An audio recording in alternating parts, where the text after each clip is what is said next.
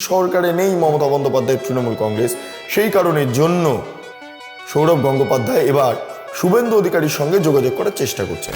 ওনার খেলার সত্তাকে আমি স্যালুট করি, বাকিটা ওনার ব্যবসায়িক সত্তা। আমায় তো একটু সেফ থাকতে হবে, সো আমি কি করতে পারি? সৌরভ গঙ্গোপাধ্যায় অমিত শাহকে বলেন। অমিত শাহ বললেন যে এটা তো আমি কিছু বলতে পারবো না, এটা শুভেন্দু অধিকারী বলতে পারবেন। শোনা যাচ্ছিল যে সৌরভ গঙ্গোপাধ্যায় নাকি বিজেপিতে যোগদানও করতে পারতেন, শোনা যাচ্ছিল। যোগাযোগ করার চেষ্টা করলেন বিজেপির এক এমএলএর সঙ্গে, তাকে ফোন করে বললেন যে আমার সঙ্গে একটু দেখা করিয়ে দেবেন, একটু ব্যবস্থা করিয়ে দেবেন, কথা বলার একটা সুযোগ করিয়ে দেবেন। সৌরভ গঙ্গোপাধ্যায়, যাকে বামেদের সঙ্গে দেখা গিয়েছে, যাকে তৃণমূলের সঙ্গে দেখা গিয়েছে, যাকে বিজেপির অনেক নেতৃত্বের সঙ্গে খাবার খেতে একসাথে দেখা গিয়েছে, তাকে কি আবারও তৃণমূল থেকে দূরত্ব তৈরি করে বিজেপিতে দেখা যাবে?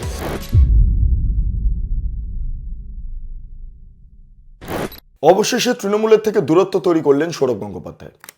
সৌরভ গঙ্গোপাধ্যায় এবার বিজেপির সঙ্গে সম্পর্ক ভালো করতে চাইছেন, তাই দেখা করতে চাইছেন বিজেপির রাজ্য নেতৃত্বের সঙ্গে, দেখা করতে চাইছেন শুভেন্দু অধিকারীর সঙ্গে।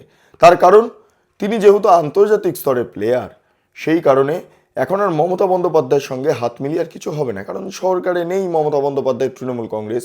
সেই কারণের জন্য সৌরভ গঙ্গোপাধ্যায় এবার শুভেন্দু অধিকারীর সঙ্গে যোগাযোগ করার চেষ্টা করছেন। হ্যাঁ, তার আগে তিনি আরেকটা ধাপ শেষ করে ফেলেছেন। তিনি অমিত শাহের সঙ্গে দেখা করে ফেলেছেন এবং অমিত শাহ বলেছেন, আমি কিছু জানি না, আপনাকে কথা বলতে হবে এবং সেটা শুভেন্দু অধিকারীর সঙ্গে কথা বলতে হবে, আমার কিচ্ছু করার নেই। নমস্কার, আপনারা দেখছেন বেঙ্গল লিবার্টি, আমি বিট্টু রায়চৌধুরী। দীর্ঘদিন ধরে জল্পনা উঠছিল যে সৌরভ গঙ্গোপাধ্যায় একটু দলবদলু গিরগিটি ধরনের। কারণ সিপিএমের সময় আপনাদের মনে থাকবে অশোক ভট্টাচার্য, শিলিগুড়ির প্রাক্তন মেয়র, তার সঙ্গে অসাধারণ সম্পর্ক ছিল। মাঝে মধ্যে অশোকবাবুর সঙ্গে দেখা করতে শিলিগুড়ি চলে যেতেন, বা শিলিগুড়ি থেকে অশোকবাবু যদি কলকাতায় আসতেন তাহলে সৌরভ গঙ্গোপাধ্যায়ের বাড়িতে খাওয়া দাওয়া করতেন। একদম সৌরভ গঙ্গোপাধ্যায়কে গত 34 বছরের কিছুটা অংশ জুড়ে, যারা পুরনো যুগের, যারা 80s বা 90s যারা জন্মেছেন, তারা সৌরভ গাঙ্গুলিকে অনেকটাই এই একটু সিপিএম ঘেঁষা মনে করতেন। স্বাভাবিকভাবে সিপিএম নেতৃত্বের সঙ্গে এত ভালো সম্পর্ক, এত মধুর সম্পর্ক, একসাথে খাওয়া দাওয়া, একসাথে ঘোরা, একসাথে একে অপরকে সম্মান জানানো, ইত্যাদি ইত্যাদি। এই রেস চলছে, হট করে পরিবর্তন 2011 সাল। সৌরভ গঙ্গোপাধ্যায় কি করলেন? সৌরভ গঙ্গোপাধ্যায় ধীরে ধীরে একটু সবুজ হতে শুরু করলেন। হ্যাঁ, তার সঙ্গে খুব একটা দূরত্ব রইল না ফিরহাদ হাকিম, মমতা বন্দ্যোপাধ্যায়ের, অভিষেক বন্দ্যোপাধ্যায়।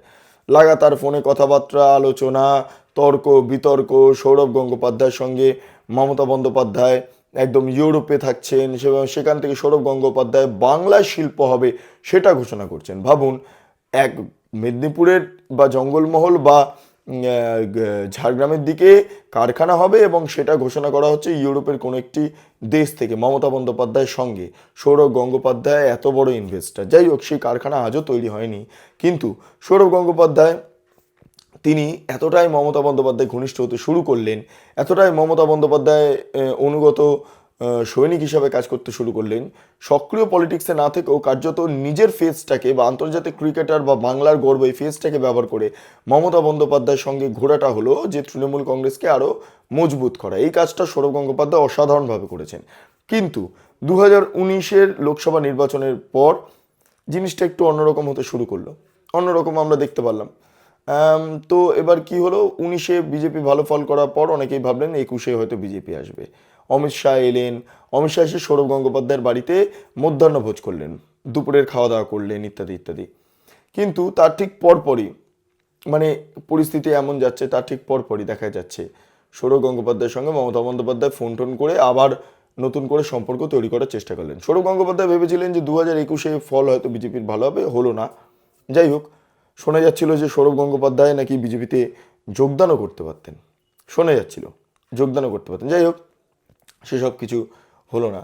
শেষ পর্যন্ত কি আমরা একদম স্পষ্ট দেখতে পারলাম যে সৌরভ গঙ্গোপাধ্যায় তার সঙ্গে আবার তৃণমূল যোগাযোগ করতে শুরু করলো। অমিত শাহের সঙ্গে মধ্যাহ্নভোজ, সেগুলো পাট চুকিয়ে দিয়ে মমতা বন্দ্যোপাধ্যায়ের অত্যন্ত ঘনিষ্ঠ একজন সৈনিক হিসাবে সৌরভ গঙ্গোপাধ্যায় কাজ করতে শুরু করলেন। হ্যাঁ, তার পাশাপাশি আরও গুরুত্বপূর্ণ বিষয় যেটা, যে ওই কারখানার প্রসঙ্গটা বললাম, এই দফার মধ্যেই শুরু হলো যে পশ্চিমবঙ্গে কারখানা হবে এবং সৌরভ গঙ্গোপাধ্যায় তার ইনভেস্টার। যাই হোক, কিচ্ছু হলো না। এবার পরিবর্তন হলো রাজ্যে 2026-এ। শোনা যাচ্ছে সৌরভ গঙ্গোপাধ্যায় গত পরশুদিন তিনি দিল্লি গিয়েছিলেন। দিল্লিতে গিয়ে অমিত শাহের সঙ্গে কথা বলেন, অমিত শাহকে বিভিন্ন বিষয় সম্পর্কে জানানোর চেষ্টা করেন। রাজ্যের প্রেক্ষাপট নিয়ে আলোচনা হয়, ক্রিকেট নিয়ে আলোচনা হয়। তারপরে অমিত শাহকে বলেন যে আমায় তো একটু সেফ থাকতে হবে, সো আমি কি করতে পারি। সৌরভ গঙ্গোপাধ্যায় অমিত শাহকে বলেন। অমিত শাহ বললেন যে এটা তো আমি কিছু বলতে পারবো না, এটা শুভেন্দু অধিকারী বলতে পারবেন। আপনি শুভেন্দু অধিকারীর সঙ্গে কথা বলে নিন, শুভেন্দু অধিকারীর সঙ্গে কথা বলে নিন। সৌরভ গঙ্গোপাধ্যায় মুখ কাঁচোমাচো করে বেরিয়ে এলেন। তারপর যোগাযোগ করার চেষ্টা করলেন বিজেপির এক এমএলএর সঙ্গে এবং তাকে ফোন করে বললেন, আমি নামটা বলছি না, তাকে ফোন করে বললেন যে আমার সঙ্গে একটু দেখা করিয়ে দেবেন, একটু ব্যবস্থা করিয়ে দেবেন, কথা বলার একটা সুযোগ করিয়ে দেবেন। ব্যাস, এই হলো গল্প। ফলে সৌরভ গঙ্গোপাধ্যায় এবার কি ধীরে ধীরে তৃণমূলের থেকে পুরো সম্পূর্ণ দূরে সরে গিয়ে বিজেপির দিকে ঝুঁকছেন। তিনি বিসিসিআইয়ের প্রেসিডেন্ট। ফলে এবার অমিত শাহকে খুশি রাখতে সৌরভ গঙ্গোপাধ্যায় সরাসরি এবার ধীরে ধীরে বিজেপির দিকে মন দিচ্ছেন। অমিত শাহ এবার এলে কি আবারও সৌরভ গঙ্গোপাধ্যায়ের বাড়ির ভেতরে বসে মধ্যাহ্ন ভোজ বা নৈশ ভোজ সারবেন? এটা কিন্তু খুব ইম্পর্টেন্ট ছবি, খুব ইম্পর্টেন্ট।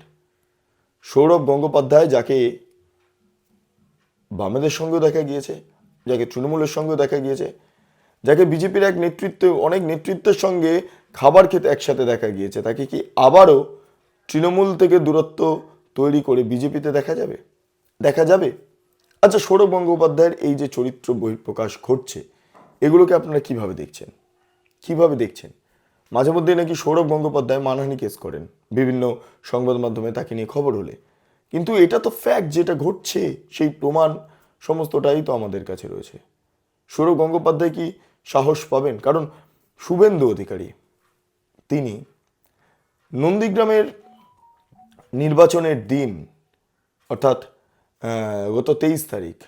গত মাসের 23 তারিখ, একটা ভালো করে মাথায় রাখবেন, সৌরভ গঙ্গোপাধ্যায়ের একটা মুভমেন্ট নিয়ে নানা প্রশ্ন উঠছিল। বালির যে বিধায়ক পদে দাঁড়িয়েছিলেন, প্রতিদ্বন্দ্বিতা করেছিলেন, তার পরিবারের এক ব্যক্তির মৃত্যুর পর শ্রাদ্ধের অনুষ্ঠানে তিনি গিয়েছিলেন এবং সেখানে ওই বালির তৃণমূল কংগ্রেসের ক্যান্ডিডেটের সঙ্গে ছবি তুলেছিলেন, যেটা বালির তৃণমূল কংগ্রেসের যিনি ক্যান্ডিডেট তিনি ফেসবুকে পোস্ট করে কার্যত ক্যাম্পেনিংয়ের একটা মাধ্যম হিসাবে ছবিটাকে ব্যবহার করেন।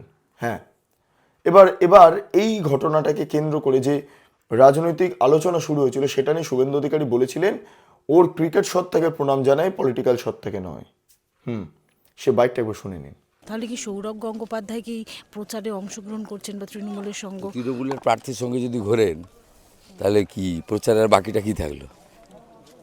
বাকি তো কিছু থাকলো না। তাছাড়া ওনার মনে ওই একটা চিটিংবাজি ব্যবসা আছে, ওই হাউসিং ফ্ল্যাট তৈরি, ওটা মনে হয় ওই কৈলাসের এলাকায় তৈরি করছে, ব্যবসায়িক কারণে গেছে। ওনার খেলার সত্তাকে আমি স্যালুট করি, বাকিটা ওনার ব্যবসায়িক সত্তা, এটা ব্যবসায়িক কারণে বেছে যায়। মনে পড়ছে তো এই কথাটা, ওর ক্রিকেট সত্তাকে প্রণাম জানায়, পলিটিক্যাল সত্তাকে নয়। তো সেই ক্ষেত্রে দাঁড়িয়ে আবারও এই বিষয়টা আপনাদের সামনে তুলে ধরছি যে আজকে সৌরভ গঙ্গোপাধ্যায় যে ভূমিকা পালন করছেন সেটা আপনারা কিভাবে দেখছেন, তার পলিটিক্যাল সত্তাকে কিভাবে দেখবেন, এবং তার ক্রিকেট সত্তা নিয়ে সত্যি কোনো প্রশ্ন নেই, কিন্তু পলিটিক্যাল সত্তাকে কিভাবে দেখবেন সেটা নিয়ে আপনাদের মতামত অবশ্যই দরকার। আপনারা আপনাদের মতামত কমেন্ট সেকশনে জানান। আপনারা এতক্ষণ ধরে দেখছিলেন বেঙ্গল লিবার্টি। চ্যানেলটি অবশ্যই ভালো লাগলে লাইক করুন, সাবস্ক্রাইব করুন, শেয়ার করুন, বেল আইকন ক্লিক করুন www.bengalliberty.com। সেখানে ক্লিক করুন, সমস্ত খবর আপনাদের জন্য সাজানো রয়েছে। স্বাধীন, কাঁচিহীন এবং গেরিলা সাংবাদিকতার পাশে দাঁড়ান। অসংখ্য ধন্যবাদ।